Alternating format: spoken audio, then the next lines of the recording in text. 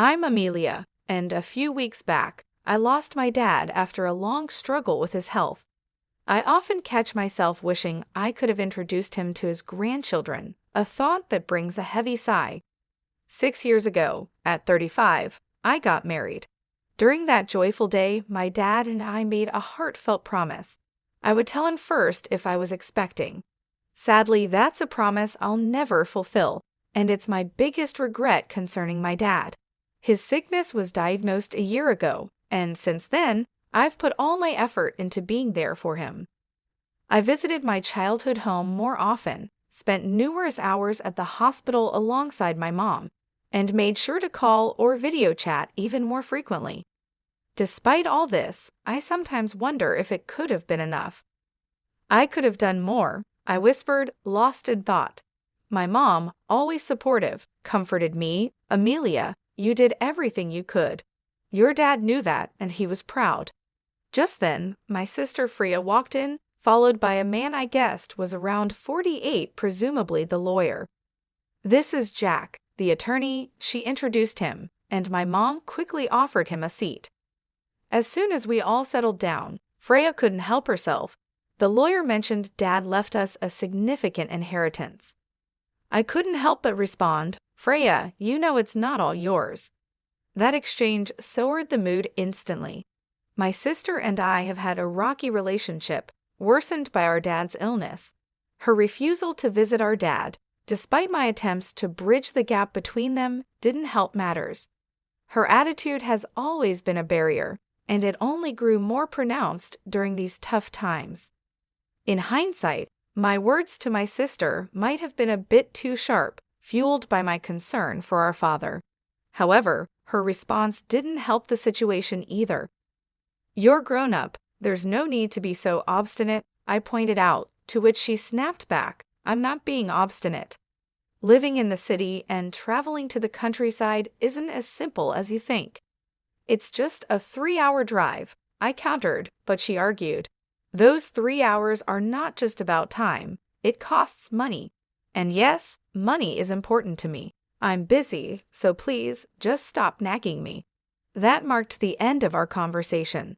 Despite the distance, I always believed she could make an effort to visit now and then. This belief was a major factor in the swift decline of our relationship. Ultimately, she never visited our father, and the rift between us only deepened. The tension in the room grew until the lawyer stepped in, suggesting we all take a moment to calm down. I'm sorry, I said, offering an apology, which seemed to ease the atmosphere slightly. The lawyer then explained, as I mentioned over the phone, I'm here regarding your father's will. My mother, puzzled, whispered, when was this arranged? The lawyer replied, a few weeks before he passed, your father reached out to me. He asked you to come to the hospital? My mother asked. Yes, I drafted the will there with him, in the presence of his primary doctor. It was arranged that the doctor would notify me upon your father's passing, which is why I contacted you now, the lawyer clarified, pulling out a white envelope and placing it before us. Recognizing my father's handwriting on the envelope, I whispered, that's definitely Dad's handwriting. Freya, visibly impatient, demanded, just get on with it. What does it say? You know I'm busy. The lawyer, with a hint of a smile, opened the envelope. Inside, there was a single piece of paper outlining the inheritance, the house, land, some savings, and a storage shed. We were aware of the house and land, but the mention of a storage shed was new to me. My sister, frustrated, turned to the lawyer, wait, what about the farm? The farm? The lawyer echoed, a bit surprised. Yes, the farm. Dad used to work on it as a hobby, I explained. Our father had run a successful business in a nearby town, but decided to slow down after turning 52, considering closing the company to spend more time on his hobbies, including the farm. This new mention of the farm added another layer of complexity to our father's legacy and what he left behind. During my high school years, I remember expressing a desire to take things a bit slower in life. My sister, who was attending college at the time, didn't agree with this laid-back approach. However, both my mom and I, concerned about my dad's health, supported the idea. "Don't fret over finances, Freya. We're well prepared with savings," my dad comforted her. With some reluctance, she gave her nod of approval. Following this conversation, my father indeed wound down his business operations and took up farming close to our home. "There's something fulfilling about working with the land," he would say, his face lighting up with joy. Witnessing his happiness reinforced my belief that we had made the right decision, though Freya seemed less convinced. Despite promising to return home post-graduation, she pursued a career close to her university, eventually marrying a CEO of an IT firm she met through her job. That's the backdrop to my father embracing farming until his health declined. Freya insisted the farm be considered part of the inheritance. Upon her insistence, the lawyer re-examined the documents and uncovered that the farm was actually leased land. "Rented?" I thought aloud, mistakenly believing we owned a substantial tract of land. Freya appeared visibly let down by this revelation. The realization that the expansive land my father had used for vegetable farming was leased seemed to ease my initial disappointment. Knowing little about farming ourselves, perhaps it was for the best. The discussion then pivoted to how the inheritance would be divided. "The house and the surrounding land will go to the wife," the lawyer outlined. Freya smirked, perhaps thinking about the remainder of the assets and how they would be split. "The rest, including the savings and the storage shed, should be divided between you three," the lawyer suggested. "Savings? That means cash, right?" "I'll take that," Freya stated, eyeing the liquidity. The total savings amount to approximately $100,000. "This sum is not subject to inheritance tax," the lawyer informed us. "I want the $100,000 in cash," Freya declared with a sense of victory. But such a one-sided arrangement didn't sit right with me, and I voiced my objection. "Hold on, I don't agree. Why should you get all the cash?" I protested. "Because I'm the eldest," she argued, as if that settled it. "Fine, you can have the storage shed. What's that even worth anyway?" she dismissively added, turning her attention back to the lawyer for further clarification. "It's the shed adjacent to the farm. Whoever inherits it will own the structure, the land it's on, and anything inside it," the lawyer explained. Suddenly interested, Freya's attitude shifted at the mention of additional land. It struck me as odd married to a successful CEO, yet her appetite for more seemed insatiable. As the lawyer explained the details about the storage shed, he mentioned it came with a small patch of land, roughly 75 square feet, about the size of a cozy bedroom. He then laid out some photographs of the shed for us to see, showing its exterior and interior. The shed looked quite neglected from the outside, and inside it housed only simple gardening tools like hoses, scissors, and shovels, nothing that caught the eye as particularly valuable. My sister made a face of distaste upon seeing the photos. "I don't want this," she declared, scrutinizing the images.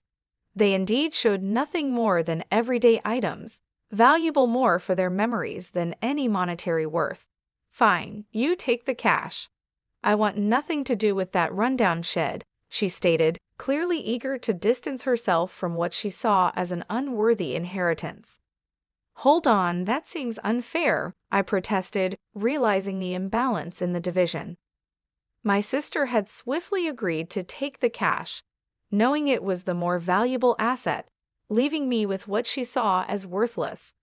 Her insistence made me feel cornered, especially when my mother mentioned, "As long as Freya doesn't voice any complaints later, I see no issue with this arrangement." Complain? Why would I? Freya quickly agreed to the division, content with securing the cash for herself, leaving me with the shed. I couldn't hide my dissatisfaction, but before I could argue further, Freya dismissed my concerns, accusing me of being overly sentimental. "You care more about our father than money, right?" she challenged, leaving me momentarily lost for words. Indeed, family should be valued over money, but her swift conclusion to the conversation left me feeling unsettled.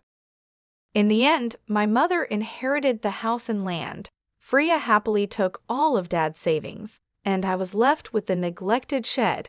After agreeing to the division, Freya even signed a document promising not to raise any disputes over how the inheritance was split, laughing confidently as she did so. I couldn't contain my frustration and later expressed my grievances to my mother. "Why didn't you support me?" I asked, feeling let down. My mother insisted she had helped, claiming her intervention had ensured I received the shed. "But I'm not pleased with just the shed," I argued, unable to see its value. "You might discover something unexpectedly wonderful if you give it a chance," my mom suggested optimistically. Despite my frustrations, her words sparked a faint glimmer of hope. Maybe there was more to the shed than met the eye, a thought that left me pondering as I tried to reconcile with the day's events. After receiving the key from the lawyer, I made my way to the shed situated beside the field, a serene 20-minute walk from our house along a rarely trodden rural path. The field, which my father had leased until his recent hospitalization, lay fallow, giving the surroundings an untouched, solemn atmosphere. Unlocking the shed, I was greeted by a thick layer of dust, a testament to its long neglect. "Wow, it's dusty," I remarked, the air heavy with the scent of disuse. Despite the initial disappointment, I held on to the hope that something of my father's keepsake perhaps might be hidden within. As I surveyed the interior, it quickly became apparent that the shed was exactly as it seemed, a simple, utilitarian space filled with the tools of farming. These items, while potentially holding sentimental value, didn't immediately stand out as particularly special. Maybe I should just take what's inside for now, I considered, my eyes scanning the dim, cluttered environment. That's when I sensed something peculiar about the shed's dimensions. It appeared smaller on the inside than it did from the outside, a discrepancy that puzzled me. Could it have been a trick of the light, or was my mind playing tricks on me? Stepping outside for a clearer perspective, I remained intrigued by the anomaly. Driven by curiosity, I decided to explore the shed's exterior, circling to its rear. There, hidden among a dense thicket of trees, I discovered a second door. "Wait, another entrance at the back?" I gasped. The interior wall of the shed had shown no signs of this door. From the inside, it seemed as if there was only one way in or out. This realization hinted at a concealed space, accessible only from this mysterious rear entry. A surge of excitement washed over me. Could this be one of Dad's secrets? He had a penchant for surprises, delighting in the unexpected joys they brought, much like the surprises he planned for my birthdays. Memories of those times brought tears to my eyes as I re-entered the shed, determined to find the key to this hidden door. Sure enough, after a thorough search, I found 3 keys ingeniously hidden within the handle of a shovel. Rushing to the rear door with a hopeful heart, I inserted one of the keys, and with a satisfying click, the door swung open. Inside this cramped, secluded space stood a large safe, solitary and imposing. "Is this from Dad's company?" I wondered aloud, the presence of the safe sparking a whirlwind of questions. What secrets did it hold? Was this my father's way of leaving a final, tangible piece of himself behind? The discovery hinted at layers of my father's life that I had yet to uncover, a personal treasure hunt he had laid out for me to embark upon. I instantly recognized the safe as the one that used to sit in the corner of my father's office, a sight I remembered from my childhood. Embracing it, I was washed over by nostalgia. This safe was a tangible connection to my father, making the inheritance all the more meaningful. Yet, knowing my dad, this discovery felt like just the beginning of his final surprises for me. "There's got to be more," I whispered to myself as I used the second key to unlock the safe. The door creaked open, revealing contents that left me utterly amazed, an unexpected legacy. Realizing the importance of sharing this discovery, I quickly secured the safe and went to inform my mother. Afterward, with my husband's assistance, we transported the safe from my parents' home. It dawned on me that these valuable items, undoubtedly part of my inheritance, might have tax implications. Determined to handle this properly, I decided to seek legal advice. Following the lawyer's suggestion, I contacted a certified public accountant (CPA), recommended by a friend, to navigate the potentially complex tax situation. This professional took charge of the intricate details, ensuring everything was in order. A year of navigating these matters had passed when, unexpectedly, my sister showed up near my home. Her visit was out of the blue, especially considering our recent strained relationship over the inheritance. I was just in the area, she claimed, but her uneasy demeanor and the fact that we lived 30 minutes apart made her visit seem less than casual. Despite our complicated history, I invited her in. After serving coffee, she appeared restless, eventually asking, "Did you win the lottery or something?" Her questions puzzled me. I never played the lottery, and it wasn't the season for my husband's holiday bonus. "What are you getting at?" I finally asked, seeking clarity on her bizarre insinuations. Her mood shifted suddenly to irritation. "Are you making fun of me?" she accused. Her reaction puzzled me even further, as her line of questioning seemed completely out of left field. I had no idea what could have prompted such an inquiry, or why she would think I had come into a sudden windfall, apart from the mysterious contents of the safe that only my family knew about. My sister was practically buzzing with curiosity about the subject of money, insisting that I must have come into a significant sum. She recounted a recent encounter with our aunt in the city, who unwittingly sparked her curiosity. Our aunt had mentioned receiving a $1,000 gift card from me as a thank you for visiting our father during his illness. This gesture led my sister to speculate wildly that I had stumbled upon some unexpected fortune. "You've come into some money, haven't you? Just admit it," she pressed me for answers. Understanding the root of her inquiry, I let out a sigh, which only seemed to irritate her further. "What's with the attitude? Are you making fun of me?" she demanded. I tried to explain it was simply a gesture of appreciation, which led her to question the source of the funds for such gifts.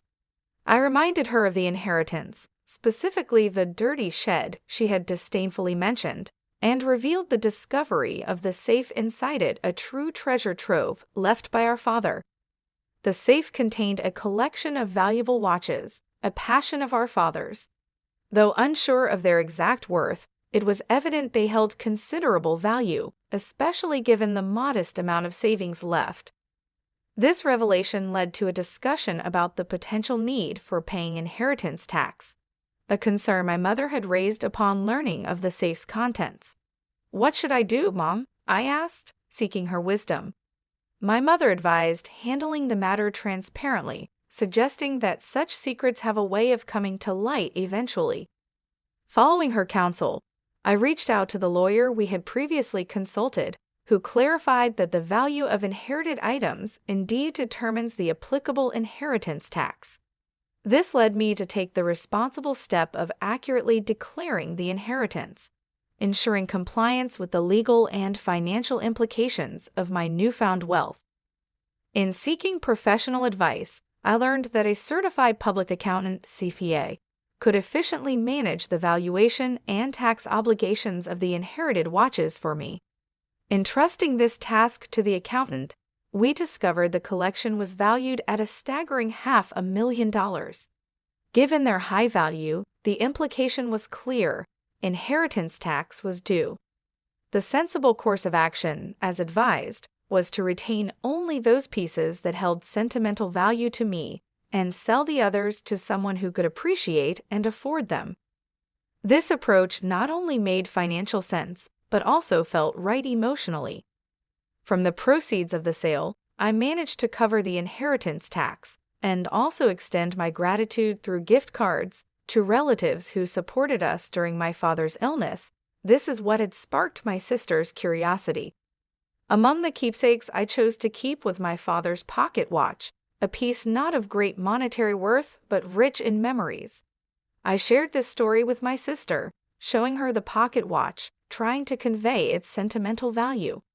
However, her reaction was lukewarm, seemingly more interested in what was sold than what was kept. When she inquired about the remaining watches and the whereabouts of the safe, I informed her it was at our mother's house, explaining the safe's size and its historical significance to our father's business. Her response was contemplative, leaving me feeling uneasy about her intentions. Yet, she departed without further questions, to my relief, though I couldn't shake off a lingering sense of worry. My fears were somewhat confirmed that very night. A distressing call from my mother urged me and my husband to hurry to her house. As we neared, the scene was alarming: red lights flashing in the darkness, police cars stationed outside. Making my way through the gathering crowd, I found my mother and learned of the evening's harrowing events. She had been preparing for bed when unusual noises startled her. It sounded like someone was frantically searching through the house. Believing a burglar had broken in, and with no one else home to help, my mother made a quick decision to escape through a window, a move driven by fear and desperation. The situation she described was unnerving, painting a night filled with panic and uncertainty. Under the veil of night, my mother noticed the eerie glow of a flashlight moving inside the house, confirming her fears of a burglary. In a state of panic, she sought help from our neighbor, who, upon witnessing the suspicious activity, wasted no time in calling the police, convinced a burglar was at large. Yet the supposed intruder was none other than my sister, Freya, who had decided to search the safe after hearing about my inheritance earlier that day. Without any way to identify her intentions, both my mother and the neighbor were understandably alarmed. The situation escalated when the police arrived. Caught off guard and enveloped in guilt, Freya attempted to flee the scene, her actions fueled by a misguided panic. Ironically, her escape efforts led her to collide with the safe's door, causing the unsteady safe to topple over and trap her underneath. This accident led to her being rushed to the hospital with complaints of leg pain, leaving us all in disbelief over her reckless actions. Following this chaos, my mother and I found ourselves apologizing to the responding officers for the misunderstanding. I also felt compelled to inform Freya's husband about the incident, only to discover from him that Freya had been harboring a significant amount of debt due to her extravagant spending on luxury items. Their recent argument had culminated in her storming out, determined to borrow from Mom to settle her financial woes, unbeknownst to us that she had already depleted her inheritance in an attempt to cover her debts. Freya's husband, already on edge from discovering the extent of her financial mismanagement, declared his intention to divorce her upon learning of her latest escapade. This revelation shed light on Freya's desperate actions that night, which had led to a tumultuous scene at the hospital where her husband broached the subject of divorce. The entire ordeal unfolded into a dramatic clash, underscoring the profound consequences of Freya's actions and the turmoil they had wrought upon our family. Freya was adamant, insisting, "I'm not getting a divorce, absolutely not." Yet the reality of her situation became undeniable when her husband presented the divorce papers. Faced with the stark evidence of their fractured relationship, she found herself with no option but to sign them. Now, confined to her hospital bed with a mixture of shock and resignation, she's turning the pages of a part-time job magazine, evidently scheming on ways to tackle her debt through newfound employment. This turn of events, while unfortunate, offered a glimmer of hope that she might finally take responsibility for her actions. In the wake of these tumultuous events, I made a significant decision myself to return to my childhood home. The chaos had certainly stirred a deep concern for my mother's well-being in me, but another, happier reason spurred my decision I discovered I was expecting. After much discussion, my husband and I agreed that moving back would be best, allowing us to lean on my mother's support with our growing family. Though I regret that my father couldn't be part of this joyous news, I find comfort in believing he would have shared in our happiness. As I navigate this new chapter, the anticipation of welcoming a healthy child fills me with a sense of peace and forward-looking optimism, despite the recent family